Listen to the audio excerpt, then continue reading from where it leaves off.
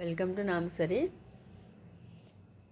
ఈరోజు నేను పెసరపప్పుతో పప్పుచారు చూడండి. కలరే ఎంత బాగా ఉందో టేస్ట్ కూడా అంతే బాగా ఉంటుంది. రెగ్యులర్గా మనం కందిపప్పుతో చేస్తూ ఉంటాం కదా, ఒకసారి ఇలాగ పెసరపప్పుతో కూడా చేసి చూడండి. చాలా అంటే చాలా బాగుంటుంది. ముందుగా నేను పెసరపప్పుని ఒక 20 నిమిషాలు నానబెట్టుకున్నా. ఇందులోకి నీళ్ళు వేసుకొని మనం ఒక విజిల్ వచ్చేంత వరకు, అంటే లో ఫ్లేమ్లో ఒక విజిల్ వచ్చేంత వరకు ఉడికించుకోవాలి. హై ఫ్లేమ్ అయితే ఒక 2-3 విజిల్స్ పెట్టుకోవచ్చు. చూడండి, ఒక విజిల్ తర్వాత చూపిస్తాను. ఇలాగ నాకైతే మెత్తగా ఉడికిపోయినాయి. గరిటెతో ఇలాగ మనం మెత్తగా అనుకుంటే సరిపోతుంది. అలాగే నా వీడియో మొదటిసారిగా చూస్తున్నట్లయితే మీకు వీడియో నచ్చితే లైక్ చేయండి, అలాగే షేర్ చేసి సబ్స్క్రైబ్ చేసుకోండి. ఇక్కడ కొద్దిగా పసుపు, మిరియాల పొడి, అలాగే వెల్లుల్లి అలాగే వేసేస్తున్నా.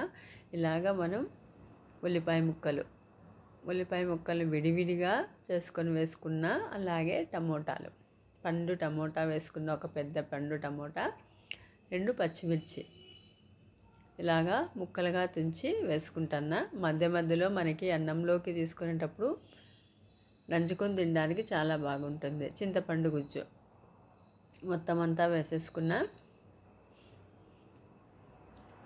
ఇప్పుడు మనం నీళ్ళు వేసుకొని పసుపు ఇంకా కొద్దిగా వేసుకుంటున్నా.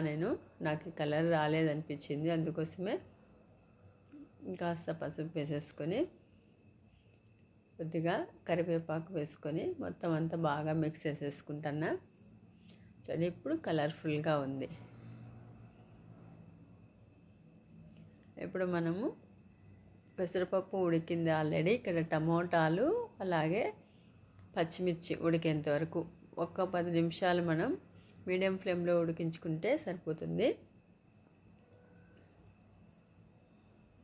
ఇక్కడ రుచికి తగ్గట్టుగా ఉప్పు వేసుకోవాలి. వేసుకొని మనం బెల్లం మీకు ఇష్టమైతే వేసుకోవచ్చు, లేదంటే స్కిప్ చేసుకోవచ్చు. నేనైతే బెల్లం వేసుకున్నా. నాకు కొద్దిగా లైట్గా స్వీట్ ఉండాలనే ఉద్దేశంతో వేసుకున్నా. మీకు వద్దు అనుకుంటే స్కిప్ చేసేసుకోవచ్చు. అలాగే ఇంగువ కొద్దిగా వేసుకొని అంతా బాగా మిక్స్ చేసేసుకొని చూడండి. ఇక్కడ పచ్చిమిర్చి మీకు తెలుస్తుంది ఆల్రెడీ ఉడికినట్టుగా కదా. ఇప్పుడు ఒక్క 2-3 నిమిషాలు మనం ఉడికించుకొని దింపేసుకోవచ్చు. చివరిగా ఇందులోకి మనం పోపు వేసుకుంటున్నా. అలాగే ఇందులోకి కొత్తిమీర ఉంటే వేసుకోండి, లేదంటే స్కిప్ చేసేసుకోవచ్చు. బలవంతం అయితే లేదు, నేను నా దగ్గర అయితే ఉంది కాబట్టి ఇక్కడ ఇందులోకి కొత్తిమీర కూడా వేసుకుంటున్నా. ఇలాగ మనం వేడివేడి అన్నంలోకి వేసుకొని తింటా అంటే చాలా బాగుంటుంది. ఇందులోకి అప్పడం, అలాగే ఇక్కడ పచ్చిమిర్చి వేసుకున్నాం కదా, అవి సైడ్ పెట్టుకొని మనం తింటా అంటే చాలా టేస్ట్గా ఉంటుంది. మరి నా వీడియో నచ్చితే లైక్ చేయండి, షేర్ చేసి సబ్స్క్రైబ్ చేసుకోండి.